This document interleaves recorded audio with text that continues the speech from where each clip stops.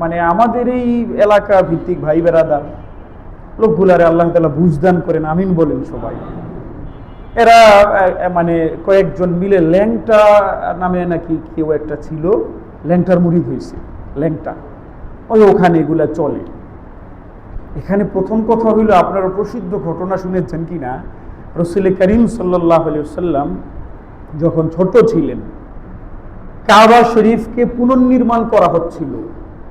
ওই জাহিলি যুগের মানুষদের মানে যেহেতু আকল নষ্ট, ইমান নাই, এদের আজগুবি আজগুবি ধ্যান ধারণা ছিল। এদের কথা ছিল যে পোশাক আশাক পরে আমরা গুনার কাজ করি, তো আল্লাহর ঘর আমরা পোশাক আশাক পরে, এই যেই পোশাক পরে গুনাহ করি, এই পোশাক পরে আল্লাহর ঘর নির্মাণ করুন না। এই জন্য সবগুলা ল্যাংটা হইয়া ঘর নির্মাণ করছিল। শুনেননি আপনারা? নবী করিম সাল্লাল্লাহু আলাইহি সাল্লামকে তার চাচা এমন কাপড় খুলতে চাইছিলেন, খুলেছিলেন, নবী করিম সাল্লাল্লাহু আলাইহি সাল্লাম বেহুশ হয়ে গেছিলেন। সিরাতের বিভিন্ন কিতাবে এই ঘটনা এসেছে। এছাড়া আপনি সাদামাটা কথা বুঝেন, কোন সুস্থ মাথা ঠিক আছে, আকল ঠিক আছে, পাগল না, সুস্থ মস্তিষ্ক এবং প্রাপ্তবয়স্ক এমন কোন নারী বা পুরুষের জন্য ল্যাংটা থাকা হালাল না হারাম? এটা মানে মানুষের হুকুম না আল্লাহর হুকুম? শুধু আল্লাহর হুকুম না, আল্লাহর নবীজিরও হুকুম, সকল নবী রাসূলের হুকুম ছিল। আপনাদের জানা মতে কোন নবী রাসূলের জন্য ল্যাংটা থাকা জায়েজ ছিল? কোন নবী রাসূলের শরীয়তের মধ্যে ল্যাংটা থাকা জায়েজ ছিল? সম্পূর্ণ একটা হারাম। হ্যাঁ, কোনো ব্যক্তি যদি নাবালেগ হয়, বাচ্চা, এরা ল্যাংটা থাকলে কোনো সমস্যা নেই, আপনাদের বাসায় থাকে, আমাদের বাসায় থাকে। কোনো ব্যক্তি যদি পাগল হয়ে যায়, তাহলেও সে ল্যাংটা থাকলে আর গুনাহ হয় না। এর যেহেতু পাগল হয়ে গেছে, এর মস্তিষ্ক নষ্ট হয়ে গেছে। এর বাইরে কোনো ব্যক্তি যদি সুস্থ মস্তিষ্ক সম্পন্ন হয়, বালেগ, কোনো ব্যক্তির জন্য ল্যাংটা তো দূরের কথা, পুরুষ হইলে হাঁটুর উপর থেকে নিয়ে নাভি পর্যন্ত সম্পূর্ণ ঢাইকা রাখা সব সময় ফরজ, পুরুষের জন্য, পুরুষের সামনেও ফরজ। অনেক মানুষ আছে বোকা, এরা মনে করে যে মনে হয় খালি বিপরীত লিঙ্গের কাছে পর্দা। এই সতর যেগুলাকে বলা হয় আওরা, মূলত সতর না, আরবিতে বলে আওরা।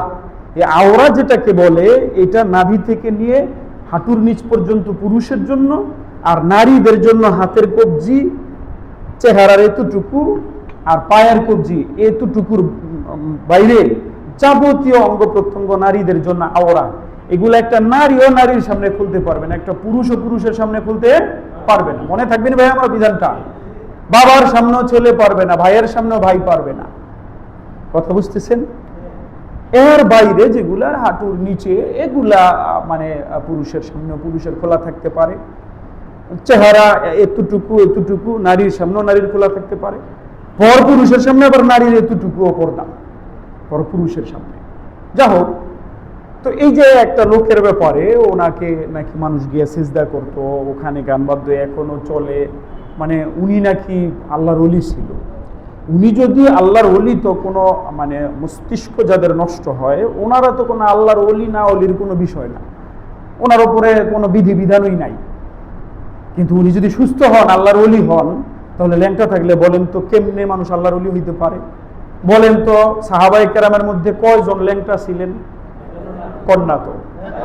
কোন ব্যক্তি যদি বলে সাহাবায়ে কেরামের মধ্যে অনেকে ল্যাংটা থাকতো, এই ব্যক্তি কি মানে হকপন্থী না গোমরাহ? বলেন তো কয়জন নবী ল্যাংটা ছিলেন?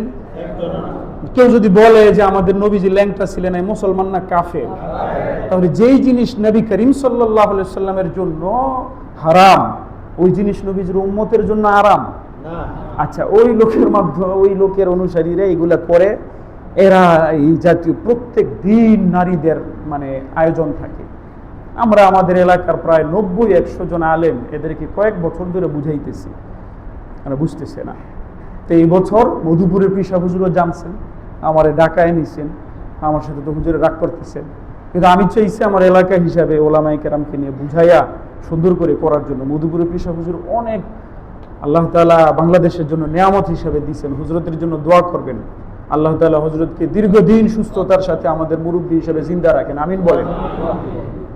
ইমানি জজবা, ইমানি চেতনা এত মজবুত, প্রায় 90 বছর বয়স, বিভিন্ন রোগবালা আক্রান্ত, কিন্তু এখন একটা যুবকের মতন তেজ। আমার সাথে তো দারুণ রাগ, হ্যাঁ, তুমি এগুলো আগে জানাও না। ইউনোর কাছে ফোন দিছে, ইউনো তো সবাই হুজুরের খুব সম্মান করে, কিন্তু আবার বাংলাদেশের সংবিধান মোবারক, কি মোবারক কন্যা, বাংলাদেশের সংবিধান মোবারক হলো এই গানবাদ্য বা এই জাতীয় জিনিস কোনো নিষিদ্ধ না, গণতান্ত্রিক রাষ্ট্র এখানে আছে। একটা কবরস্থানের সামনে, আবার একদম একটা পাবলিক কবরস্থানের সামনে, বলেন তো বিষয়টা তাহলে কি আরো ভয়াবহ না? ওই যে কিছুক্ষণ আগে বলছিলাম গানবাদ্য ভালো না খারাপ? কেউ যদি মসজিদের ভিতরে ধরেন আজকের দিনে এই যে জুমায় আমি যদি একটা গিটার নিয়ে আসতাম, গিটার আইনা কতক্ষণ ট্যাংটং ট্যাংটং বাজায় যে আজকে জুমার নামাজ এমনি হবে, সবাই আমার তো মানে রসমালাই খাওয়াইতেন, ঠিক না? বাইরে যেহেতু চলে, ভিতরে চললে সমস্যাটা কি? না, আরো বেশি খারাপ। তো যদি কোনো ব্যক্তি গানবাদ্য করে এমনিতেই তো খারাপ, কেউ যদি এটাকে মসজিদের ভিতরে এসে করে আরো বেশি খারাপ, কবরস্থানে গিয়ে যদি করে, কবরস্থানের সামনে যদি করে আরো বেশি খারাপ না?